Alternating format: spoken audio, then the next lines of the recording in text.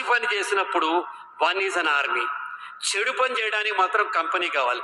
Cigarette ఎవడో ఒక్కడే తాగడు, రారా అని పక్కకి ఇంకోటి తీసుకెళ్తారు.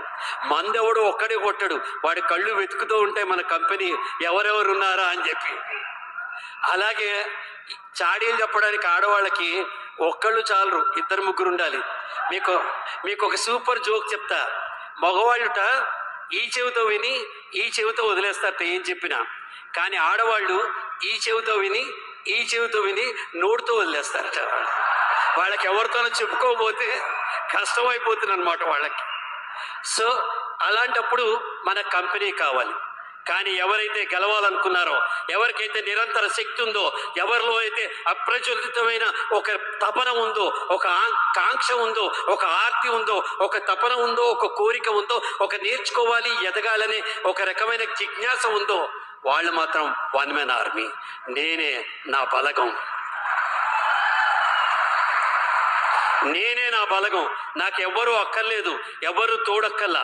చంద్రబోస్ అందుకే అంటారు, నేనుండే రాజ్యానికి రాజుని నేనే, మంత్రిని నేనే, పలకా నేనే, బలపం నేనే, బలగం నేనే అంటాడు.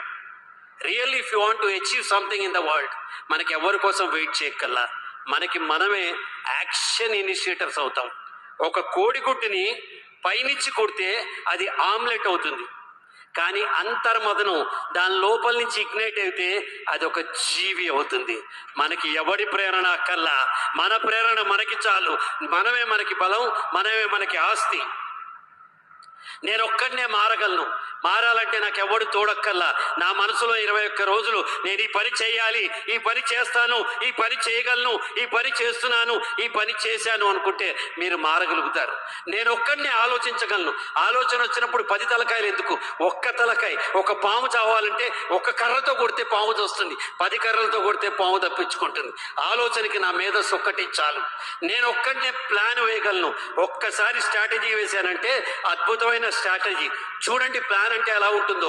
ఎక్కడో పుట్టాడు ఆదిలాబాద్ అవతల కొమరం భీం, ఎక్కడో పుట్టాడు విజయనగరం దగ్గర సీతారామరాజు. ఇద్దరు వేరువేరు కాలంలో బ్రిటిష్ వాళ్ళకి అగేన్స్ట్ గా పోరాడారు. వీళ్ళిద్దరూ ఒకేసారి పుట్టుంటే, ఒకేసారి కలిసి ఉంటే, ఒకేసారి బ్రిటిష్ వాడిని ఎదురొచ్చే ఎలా ఉంటుంది అనే ఓ చిన్నపాటి ఆలోచన త్రిబుల్ ఆర్ ఈరోజు ఆస్కార్ తెలుగు వాళ్ళకి తెచ్చిపెట్టింది. ఒక్క ఆలోచన నేను చేయగలను, ఒక ప్లాను నేను వేయగలను, నేను ఒక్కడినే ఆచరించగలను. 10 మంది చేయక్కల్లా, 100 మంది చేయక్కల్లా. తొలి అడుగు నేను వేసానంటే I will be action initiator. మీకు తెలుసో తెలీదో 1986లో ప్రపంచం మొత్తానికి తెలుగు టెలివిజన్ సీరియల్కి, తెలుగు రంగంలో సీరియల్ ఎవరు తీలా. నేను ఫస్ట్ హీరోగా ఒక చిన్న సీరియల్లో యాక్ట్ చేశాను. యాక్ట్ చేసిన తర్వాత then I have decided I will take this as a profession. అప్పటికే 3 సినిమాల్లో, సూపర్ హిట్ సినిమాల్లో హీరోగా యాక్ట్ చేసి, చార్టెడ్ అకౌంటెన్సీ చదువుకుంటూ అది కంప్లీట్ చేసి, నేను first person to become professional in Telugu television. ఈరోజు 15,000 మంది ఈ ఇండస్ట్రీ మీద బతుకుతున్నారు. నా తొలి అడుగు నన్ను పాయనీర్ని చేసింది.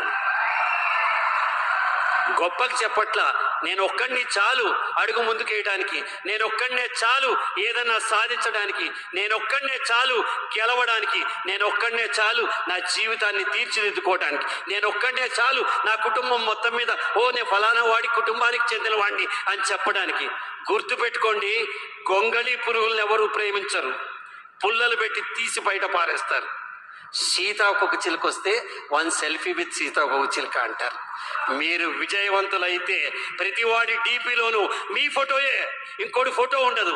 మనం విజయవంతులం కాకపోతే మనకు కాల్ చేసిన అవతల వాడు అన్ఆన్సర్డ్ కాల్ పట్టించుకోడు.